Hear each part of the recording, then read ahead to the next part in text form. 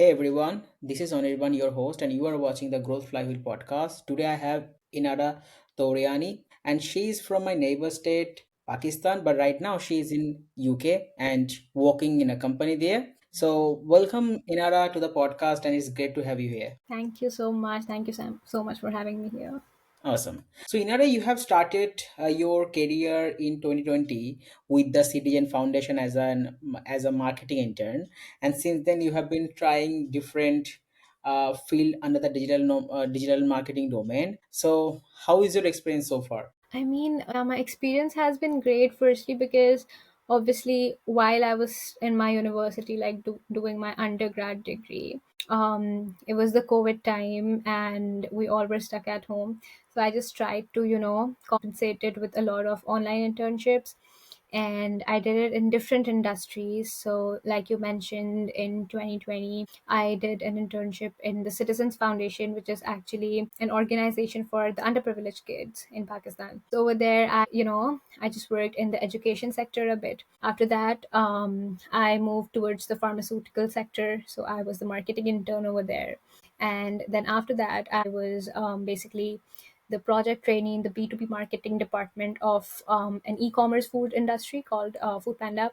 So there were so many different industries that I was a part of as a marketing person. So that really helped me, expand my perspective about marketing, as in how is marketing done in different kinds of industries.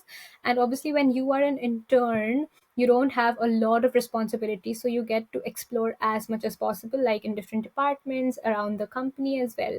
So that's when I understood how important marketing is in different industries. And then after I graduated from my undergrad, I started working full time at basically a power company in Pakistan. That role revolved around marketing, but more of like around performance marketing. So that's when I learned more about, data analysis, performance dashboards, creating projections and everything. Although I was never a person who would be interested in data and numbers, but I think that role really taught me the importance of, having a strong basically having a data driven approach and the different tricks and tips of Excel, which has really helped me in this job. So when I came to the UK, I came for my master's in advanced marketing, which, to be honest, is a very generic degree. You do not learn about anything in particular. Like, for example, we have different degrees for AI based marketing or digital marketing. Advanced marketing is more of a generic degree. um, and when I was applying for my jobs in the UK, I was a bit confused because, I thought I lack a lot of practical skills. Like, I did not know about a lot of tools that I should have known as a marketing person.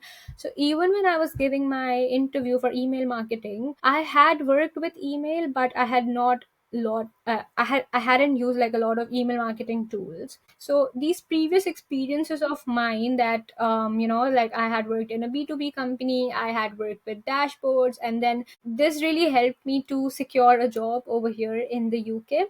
All of my previous experiences, even as an intern, and yeah, after that, like, it's been more than a year since I'm working in email marketing now. So it has been great because honestly, it was something new for me. I got to learn a lot. It is also very technical. So I got to learn like the automation side of it. And now with AI coming in, there is so much that we are, experimenting, trying, which is also very important in marketing. Like, you keep experimenting stuff. So that is how my journey is going as a person who's working. And then I also started building my personal brand. So, yeah. Awesome. So I also saw that you have started a venture called the Career Hotline as a co-founder. So why don't you work on that? Honestly, I do regret it that I didn't continue working on it. It was basically a part of my university project. We had a course called entrepreneurship, and myself and two of my friends, we started this venture called Career Hotline, where we um, uh, it was basically a career mentorship platform where we linked people to different mentors and people basically from low tiered universities or colleges who do not had like it was basically based in Pakistan. So students who did not have proper guidance about their career, so we used to, link them to mentors, and then we had like basic services like CV updation and then personal branding, all these services, because this was back in 2021. So I mean, we did have the first mover advantage as well, because not a lot of people were doing it at that time, especially personal branding.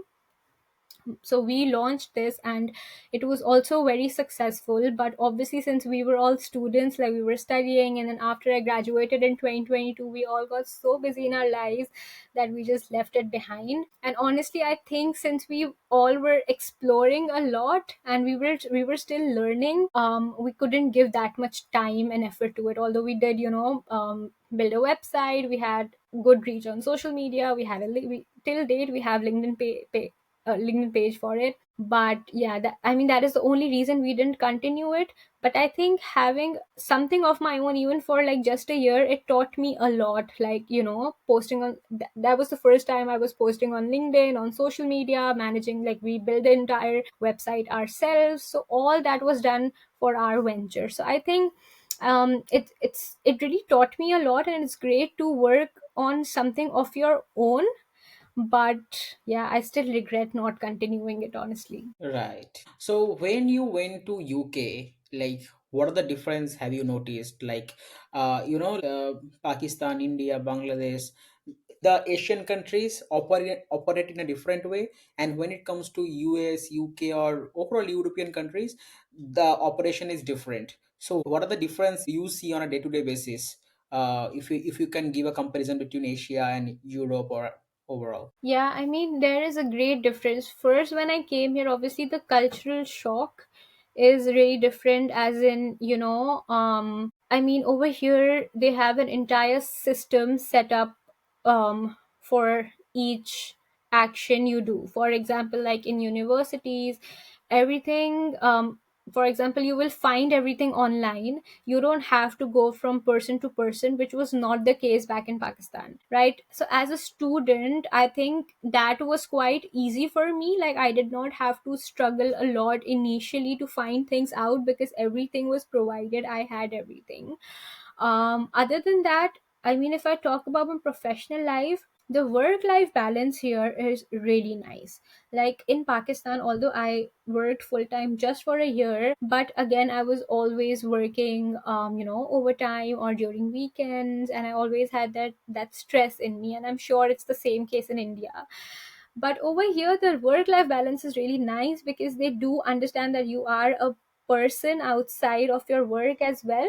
So when it's 4 or 5, they do not expect you to work. Obviously, it depends on the field as well, I believe. But if I specifically talk about my field, marketing, I mean, the work life balance has been great for me. It's been over a year since I'm working here, and I have only good things to say, honestly. Mhm. And another thing that I've noticed here is that people trust on you. For example, if you're working on something, they will not try to micromanage you. They will have their trust on you. You will be the accountable person. Like, it would be your baby, your project. So they really trust you with things. They don't keep asking you about updates and everything. So that is a big difference that I have noticed, that I mean, that lacked in Pakistan, honestly. These Mhm. are the major differences that I feel. But other than that, obviously, the cultural shock in terms of, so over here in the UK, if you go around the country, there are different accents, in each city. So that I did not know that when I came here, because I used to live in Liverpool first, and then I moved to Manchester. And if I travel to London sometime, it is all different, and it shocked me. I was like, I did not know that. So I mean, these little things obviously you realize only after you move here. So these are the little differences that I notice. Obviously, I'm missing out on a lot of these things, but yeah, the main ones are these. Amazing. So, we have talked about you as a person who is doing marketing and who is doing a job in UK, or who has done really good work in Pakistan. But if we remove all of these titles from you, and if we talk about the Inara in real life, if we remove all of these titles? So who is Inara, if you can tell us? I think so. I mean, I am a very experimental person Hmm. in general. I am very curious when it comes to things. So for example, I mean, if I'm reading something or if I'm going something, I would always be curious to know more about it, right? And I love to travel, but I've never been privileged enough to travel myself, right? So I'm trying to do that now that I'm financially independent. So I love to travel. I am experimental. I mean, I love adventures. I think I am a very emotionally sensitive person. Like, I feel a lot, which is a good and a bad thing both. Which means, like, I overthink, but again, I mean, I think my emotional intelligence is quite good. So I mean, as a person, I think that I am a great friend. As a person, I am easygoing. You know, I'm I remember, like, my friends from India, they used to call me a house plant because I used to just adjust everywhere with them. So, I mean, without marketing or without my job, I think I am a person who is very friendly, very easygoing, and who loves to experiment new things. And I think that is where my passion, that is how my passion for marketing actually began, because of my curiosity, because of, my interest in knowing more. Hmm. Curiosity and likability factor matters the most when it comes to growth, because I have learned this over years that if people like you without you being someone else, then it's a Mhm. superpower. And curiosity always helps you to learn something new, experiment something new. And as you have said that you love to experiment a lot, you don't even know that sometimes you learn something without even Exactly, going for it. Yeah. because even when I'm working, I sometimes, realize that I ask too many questions because I really want to know something conceptually, that how is this actually happening, even when I used to study, or when during university, I would never settle for the surface level things. I was like, no, explain me how this is happening, so I think this really helps you in the long term. Right, right. Awesome. So, Inara, how did you build your first core audience? Okay. So basically, LinkedIn is actually the only platform that I am on currently. I mean, as a creator, as people would say.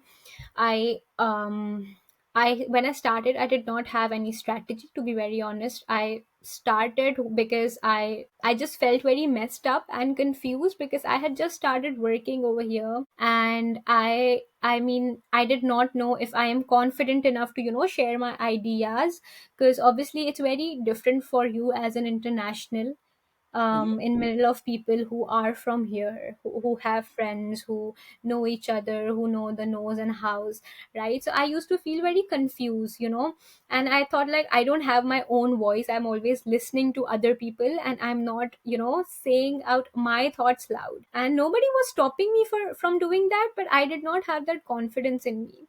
And I would, like, used to see people post on LinkedIn. I was like, let's just start, so when Right. I first started, I think there were only the connections I had were obviously just my friends, basically students, and my core target audience was international students, because I started sharing about my journey as an international student, and I just talked about things that I have learned during my journey, because I think it had been a year or so since I had moved here.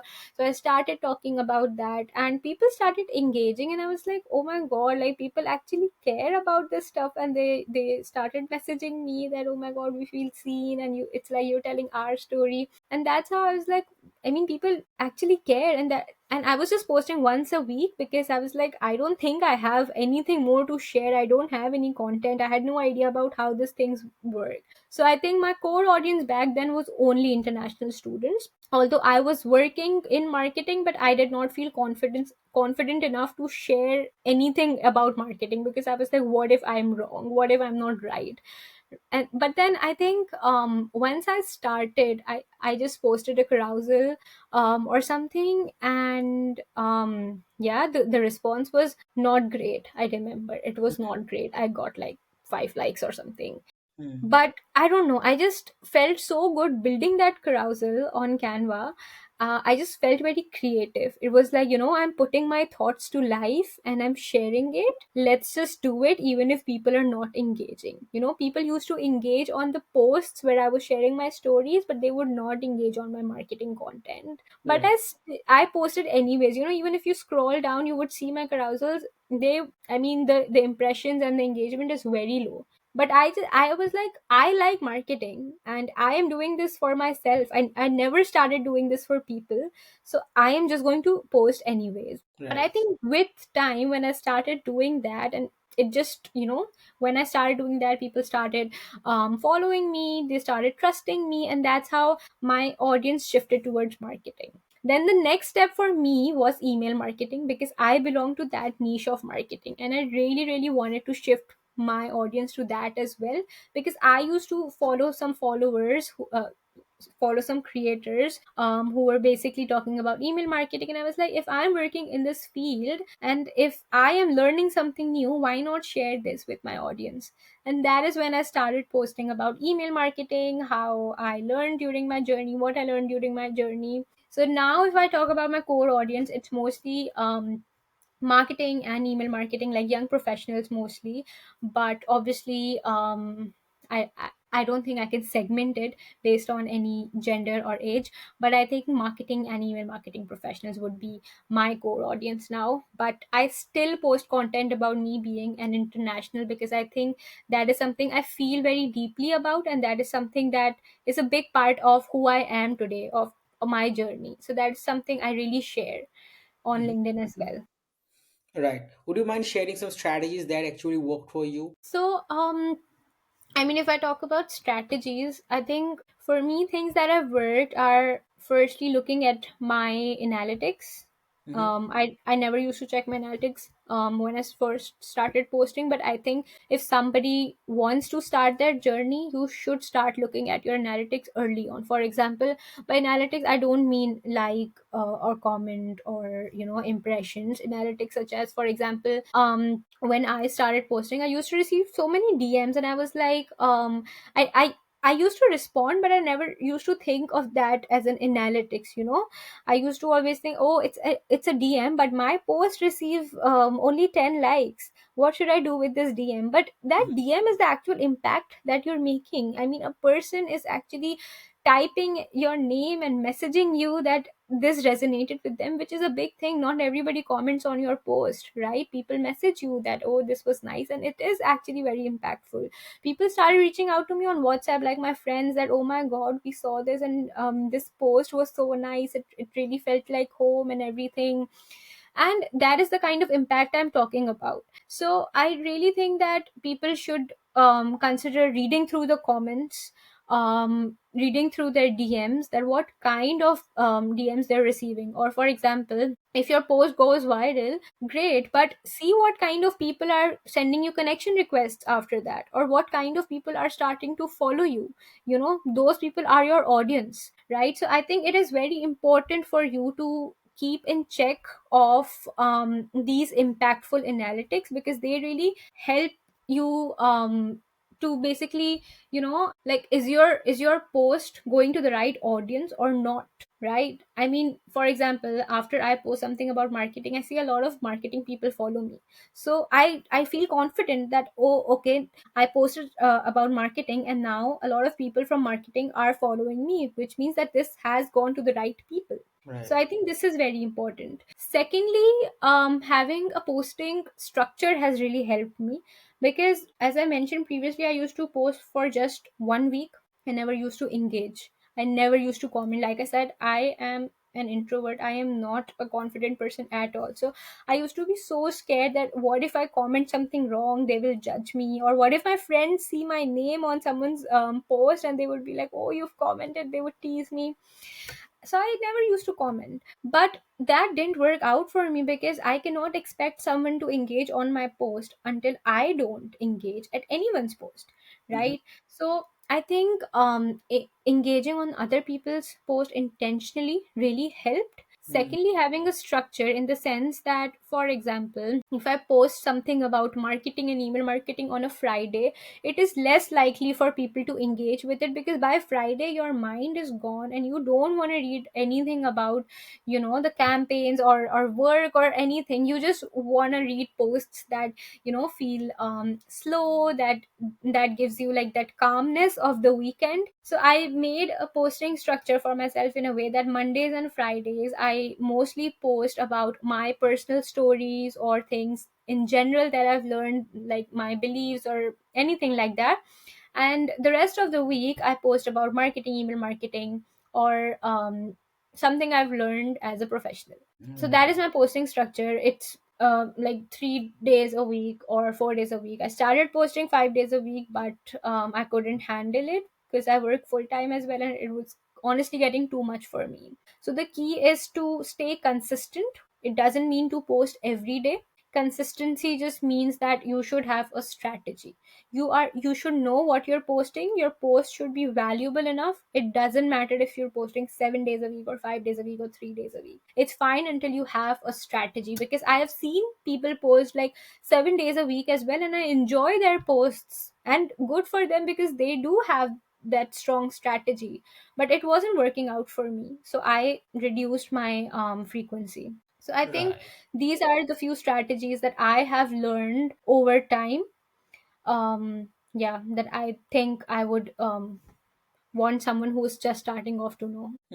Thank you for sharing them. It's amazing. So, Inara, a lot of people ask this, like, do you really think that the audience in Europe, America, is way better than the audience of Asia in terms of the quality and in terms of understanding and in terms of overall uh, knowledge base? I mean, it depends on what factors we're talking about, honestly, because if I talk about my audience base, since I belong to Pakistan, obviously I have a lot of people who follow me from Pakistan.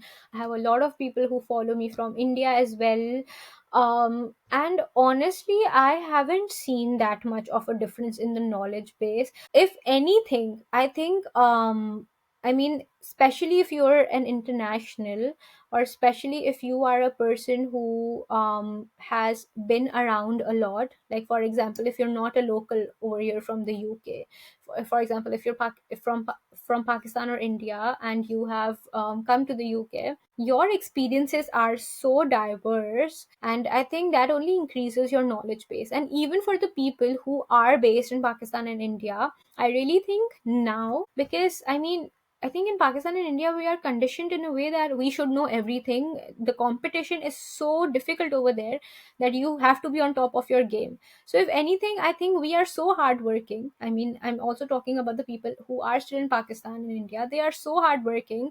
And I think I have only good things to say, because I have a very diverse audience. I have people from literally all over the world, and I have engaged with people from every nationality. Like for example, I follow this creator who is from Lisbon, and I have learned so much from her.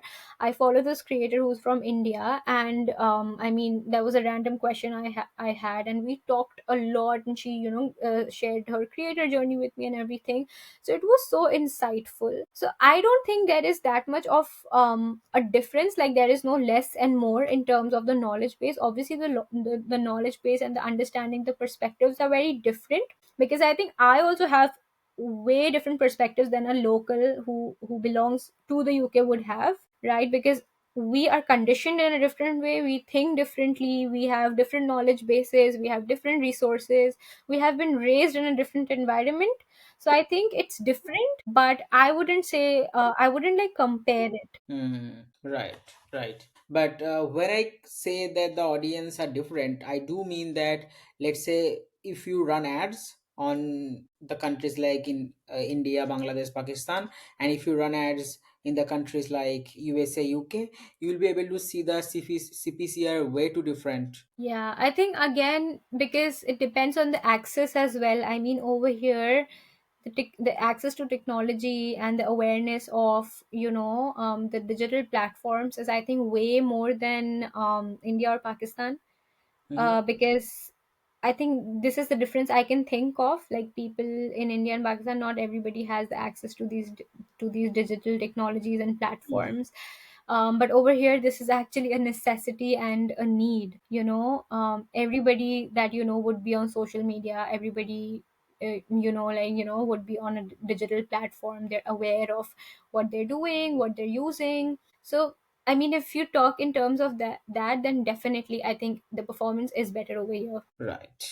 So how did you make your first buck online? Honestly, I am still in the process. Because when we talk about monetization, like I said, I never started this for money. I only started it because, I just wanted to feel confident. And I didn't have a goal in mind. And out of everything, money was never the goal. The goal was just to be confident and find my voice. But I mean, over time, now that I have a community of, I think, 12 or 13,000, I did not expect this, honestly. And I would call this a community because I have only received support from this community. So Right. now that I have reached to this stage, I think I am now really thinking about monetizing it. Mm-hmm. And yeah, I'm trying to build my portfolio now and be more approachable for brands. But again, when we talk about brand collaborations, I've seen creators just collab for money. But since that was never my main goal, I think for me, it's very important that the identity of the brand basically should be aligned with my personal brand itself. So I think that would be the main factor for me. So for now, I have collaborated with brand, but I wouldn't call it monetization. Honestly, I am still in the process. Yeah, I'm just trying to build a system and just trying to build my portfolio, be more approachable for brands now. Right. So apart from the job you are doing, do you have any other revenue stream, or do you only rely on the Um, Mostly, my primary revenue stream would be definitely my job. I have always been a freelancer. So, I mean, I just used to freelance on Fiverr and just do different, like multiple projects, marketing projects, and everything. But I wouldn't call that my revenue stream because it is not very constant, job? as Right. one would say. So, yeah, for now, it's just my full-time job. But yeah, because this creator thing was honestly never the plan, and it is still very new to me. I'm still seeking guidance from people who have been doing this for years. So let's see if this becomes my revenue stream in the future. Right. So what are the habits do you follow on a day-to-day basis, or I mean, it's a must for your business growth and overall your personal growth? I think having a plan and a structure, because I have always been a very unorganized person. I am so lazy. I never have plans. Although I have always been a good student, and but I do everything at the last moment. I would study one day before the exam, and I would do everything right before the deadline. I was never an organized person. But I think um since I started posting on LinkedIn, since I started a personal brand, it was like I'm accountable to myself. If this goes wrong, it would be on me. It would be because of me and on me, right? For example, like if you have a business, you are accountable, right? If you have a startup, you're accountable to yourself, that if something goes wrong, it's because of me, it's on me. So I have to have a plan, I have to have a structure. So the most important thing, I think, for my personal brand journey is having a structure. Mm-hmm. Like, for example, during weekends, I have an entire plan of how I'm going to plan my content, work on my personal brand. And then even obviously it's not all done on weekends, because I mean, I have a life as well. So even like after my 9 to 5, I have a structure that, okay, I have to give 1 hour to my personal brand, I have to plan content. And obviously when you're passionate about something, it doesn't feel very forceful. Mm-hmm. you know so I actually feel happy doing it after my work. It feels nice to do it. So I think the one thing that has really helped me is having a plan, a structure. Secondly, I think basically having a system. For example, I was never a person who used to write a to-do list, but now I think and this has actually helped me in my full-time job as well, because I have started making a to-do list. I have started being more managed. I have started becoming a more organized person. Right. So, yeah, I think these are the two things that have helped me the most, having a plan and having basically a management system or a structure, as in you should know what you're doing. You cannot just, go you cannot just go everywhere unplanned, because it just costs you a lot. Previously, I would just spend my weekends doing nothing, and then I used to feel Right. guilty that oh god, I have been so unproductive. And you just have that feeling that, oh my god, am I just doing like 9 to 5 and not anything else? Do I not have a life other than my job? So I think being a creator, as people say, has shown me that different aspect of life, that okay, I am doing something for myself. Awesome. Awesome. So, what are the tools do you use on a day-to-day basis? So, firstly, definitely my notes app, because whenever I'm, doom scrolling on Instagram or LinkedIn, if I think, like if some content has got my attention, I obviously just note it down on my notes, or I just take a screenshot. So definitely my notes app. And even like when I get any ideas, even like raw ideas, I just put it in my notes app. So definitely my notes app. Secondly, Canva, because I post carousels and everything. Then I have recently started posting video content as well, so I use either CapCut or InShot for that. Then obviously I do take help of AI. So I use ChatGPT and Claude, and I recently learned how to create like AI agents within ChatGPT. So I'm just trying to automate the system a bit, which might help me in my posts as well. So definitely AI. I mean, it really helps you elevate your personal brand. um, yeah, I think this is it. And other than that, just LinkedIn and Instagram and other social media apps itself, because they really give me the inspiration to, inspiration to have new ideas. Especially my comment section has helped me a lot, because there have been so many times when I have thought about new ideas just by looking at people's comments, because, people have so many different perspectives that you don't even think about, but you realize it after you read that comment, that oh my god, why did not I think of this perspective? And it comes from the comment on your post. So I Right. think comments are also a really helpful tool for a creator. Right. Amazing. So, Inada, what are the plans do you have in your mind for 2026? Honestly, like you said, monetizing my my creator journey, and starting to continue this community that I've built, obviously, and then also just learning more in this niche of email marketing, because I think because of the rise of AI, it's going to change a lot. So there is still so much more to learn. So obviously excel in my full-time job, as well as just create new doors for my creator journey as well.